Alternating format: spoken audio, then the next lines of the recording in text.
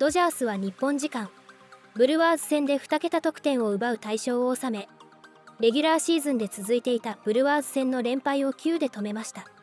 1番 DH で先発出場した大谷翔平はライト前敵地打を放つなど5打数2安打1打点1四球を記録。4試合連続打点に加え、今季最長となる9試合連続安打もマークしました。試合前には LA 地元放送局の名物リポータージェリー・ヘアストン・ジュニアがポッドキャスト番組に出演し、大谷翔平の活躍について言及しました。番組の中でヘアストン氏は大谷についてドジャース最高の投手であるだけでなくナ・リーグ最高の投手と高く評価。さらに投手としてマウンド上で感情を爆発させる姿にも触れ、あの姿が大好きだと語りました。打者としてはチームの大勝に貢献し、投手としてもリーグ屈指の存在として評価を高め続ける大谷翔平。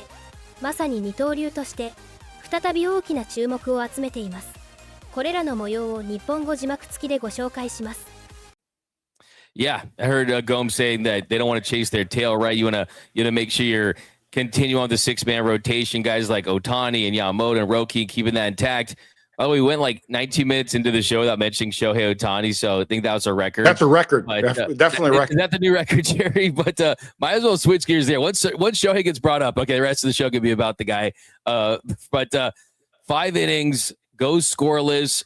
Strikeouts weren't what they have been. I mean, you did see him in some traffic. He loaded the bases late, and then he gets Tatis to ground out of that 6-4-3 to end that inning. It was emotion. He was pumped. But, Jerry, what did you see from Shohei in his last start? I saw the stuff was there. The command just wasn't there. He kind of labored a little bit, started in that 3rd inning, labored in that 5th inning. I know he threw 88 pitches, but I'm sure for Shohei's body, it may have felt like 110 pitches. I love, and I said it in past shows, I love Shohei Ohtani when he shows emotion, especially as a pitcher. We really get a chance to see him, his personality as a pitcher, because he has the ball in his hands. He's in total control and total command. In that 5th inning, just a brilliant pitch. Understanding Tatis wants to be aggressive early in the count. He does not want to get to 2 strikes, and he's hoping he gets a fastball. And if he does get that slider, it's probably a give me over slider for a strike, and I can hammer it at least for a sacrifice fly or get it up in the air. This pitch looked like a fastball and darted out of the zone, just out about 6 inches off, and it allowed Tatis to go out and reach. Anytime a player goes out and reaches, he either hits it weakly or hits it on the ground. He rolls over to Mookie Betts, who did an incredible job planting his feet and firing a strike to Kim, getting out of inning 6-4-3 double play. That was a picture-perfect pitch from Shohei Ohtani at the right time to the right hitter at that time. And they had to turn it quickly because Tatis Jr. gets down the line. So for Shohei Ohtani not having his best command, for him to get out of that inning and for him to pitch 5 innings with no runs allowed is absolutely brilliant. That just goes to show the competitor he has. A lot like Clayton Kershaw. Kershaw didn't have his stuff all the time, but when he didn't, he made sure he gave his team a chance to win, and he battled and found a way to get out of innings. So that was one of the most impressive things for Shohei Ohtani, not having the best command, but not surrendering 1 run in those 5 innings. Oh, by the way, he led off the game with a home run too. Yeah, broke his own record, right? Leading off a game with a home run, the very first pitch. Gotta love that. Give yourself some run support. The team that scores first wins like 70+% of the time, so you'll love that. There was a lot of discussion about this whole, should he sit? Should he play at the same time? And there was Dave Roberts talking about the benefits of it. And then Shohei Ohtani, Fabian, I believe, said that he feels okay to do it. He still leads the team with 214 plate appearances. Is this, in your eyes, Fabian, like an overblown storyline as far as the Ohtani hitting and pitching and the rest and just this whole conversation around it? Whether it's overblown or not doesn't really matter. I think it's one of those things that it's going to be a storyline every week. Dave Roberts kind of said, like, this is a decision that's week to week, whether he's going to be in the lineup when he pitches. This can be an ongoing thing basically until the stretch run of the season, because they want to manage him for that sprint of September, October, and understand that, like, that's not going to be much of a discussion in September and October. He's going to be doing both. But in the meantime, like, how do you best preserve him? How do you best kind of manage him? Do you let him run when he's kind of really swinging the bat well, which he started to? And maybe when he's not swinging the bat as well, maybe that dictates if he's in the lineup or not that day. Just to maybe give him a rest or maybe some more time, bandwidth, just kind of work on the swing. So it's going to continue to be a thing. It is. And it's one of those things that I think Dave Roberts kind of made his peace with that. Like, it's going to be a thing. And that Ohtani like has said the right things. I'm sure he's not happy about, like, I'm not going to like put words in his mouth. I'm sure he would rather do both in terms of hitting and pitching the same day. But he's also saying all the right things. I don't think it's necessarily a thing that he's like mad at the Dodgers or anything like that. But I think it's one of those things where when you get your chances to do both, I'm sure there's part of him that really wants to go out there and prove it. Like, and he kind of definitely did that on Wednesday, where he didn't have his best stuff on the mound, still went put up 5 scoreless, still has an ERA of 0.73, led off the game with a homer. The swing is in the better place. The at bats even later on in the game, obviously didn't get another hit, but like the at bat quality was still good later on in the game. The at bat quality has been really good for basically a week now. So I think it's going to continue to be a storyline, but it's also one of those things where the Dodgers are playing games in May with October in mind. That's always been the kind of the case, and there's an adjustment there. I don't think Ohtani's had to adjust that in his first 2 years with the Dodgers, because in 24 he was just hitting. In 25 he wasn't even. I think we're coming up on almost a year now of him making his first start, and even that was like you're slowly building up. He wasn't doing full-fledged starts until September, when this wasn't even a debate. Yeah, and Jerry, players want to play. How difficult or challenging this is for Dave Roberts and the organization to do the sensible thing, and by keeping their eyes on October and maybe having him not in the lineup on days he pitches occasionally, or kind of having one of those spa days the day off after. I mean, how challenging this is? It is challenging because you got to make sure that you keep Shohei Ohtani fresh. Remember, it's not just this season. You got to remember, this is the 3rd straight season this Dodger team is going to try to win a championship. They're trying to three-peat. That's not only physically challenging, it's mentally taxing as well. And I think manager Dave Roberts told the media about a month ago, or maybe a couple weeks ago, where he thought Shohei Ohtani was hitting the wall. Usually everyday players hit the wall sometime in July or August. And I think, Shohei Ohtani, because obviously that long season we had last year, that 7-game World Series, he had a quick turnaround to get his arm ready and get his body ready for the WBC. So that was a quick turnaround, and I think he kind of hit that wall a little early. So it's up to the Dodgers to continue to communicate with Shohei Ohtani on understanding, hey, we're going to have to do this a couple more times at least, maybe 1 or 2 times in July, certainly in August they're going to have to do this, to make sure you stay fresh mentally, stay fresh physically, because come September, late September, and into October, he's going to be doing both. So I love the fact that they've already kind of set the precedent that they were able to do this, and Shohei has not fought them on that. So they've already done this a couple times. I think they're going to do it a couple more times down the stretch to make sure he's rested, or as rested he can be, by doing both.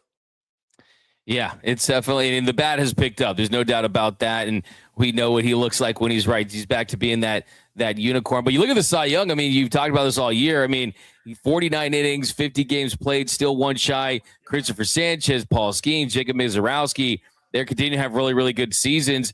Fabian, do you think that, I mean, that's something they're kind of monitoring as the season progresses, just the Cy Young, where he's at? I mean, maybe looking at that race, if other guys pull away, do they kind of take their foot off the gas a little bit, or do you think that they're just going to kind of go full bore and give him the best opportunity to go chase that award? I think they're going to give him the best chance to do this. I think Dave Roberts kind of gone out and said it, I think, a month ago. Like, this guy's not going to miss a start on the mound. They're not. Like, he's not going to miss a start barring injury. They're not going to skip him for a start. Basically, if you're going to take something off his plate, it's going to be hitting. And I think some of it, especially right now, like, has to do with what you have. Like, obviously Dalton Rushing has cooled off at the plate a little bit, but like they have options that they could throw into the DH spot for a day.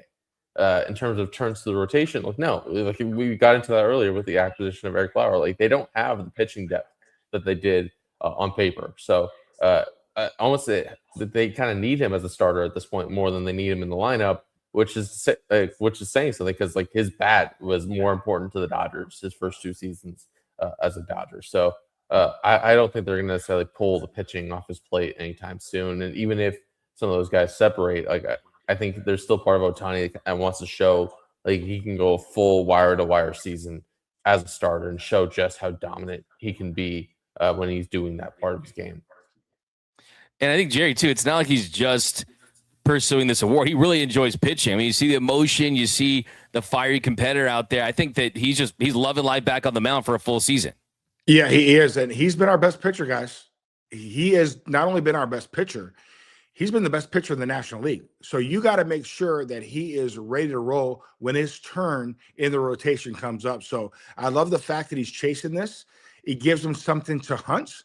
And we know when Shohei Ohtani is hunting something, it brings the very best out of him, and it helps the Dodgers.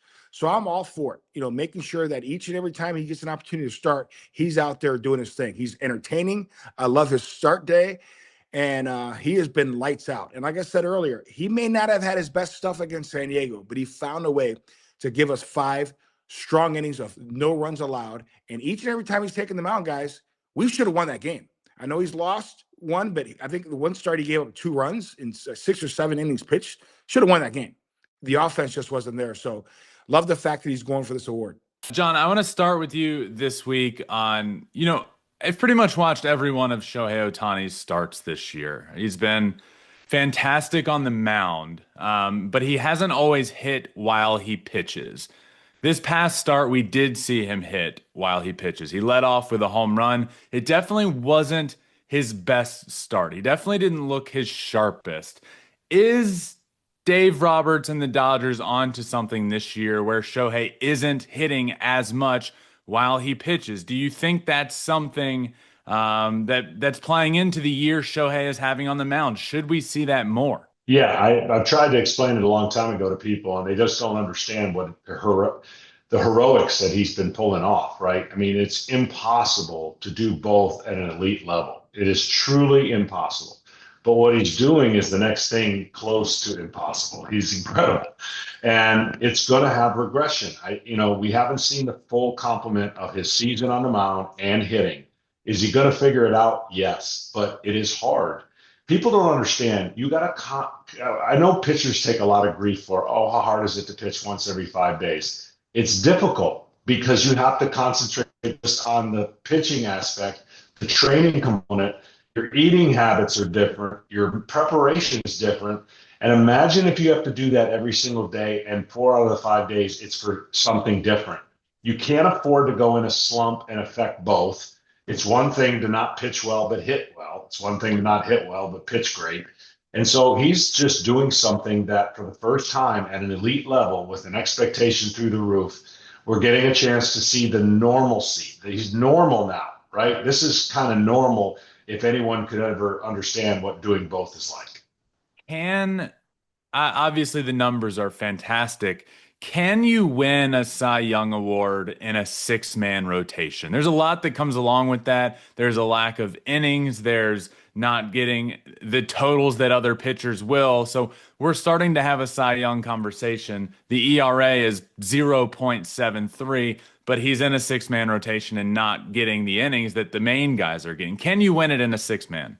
You can win it in a 7 and an 8-man based on the watered down ethics of pitching. Blake Snell won his Cy Young with the bare minimum amount of innings. It became the new normal. There's a lot of people that don't like it that way. Don't feel like. Here's my problem with when people try to assume if X player kept going and if he threw 240 innings, here's what his season would look like. Yeah. You can't do that. It's very easy to have a great year in the minimum innings category.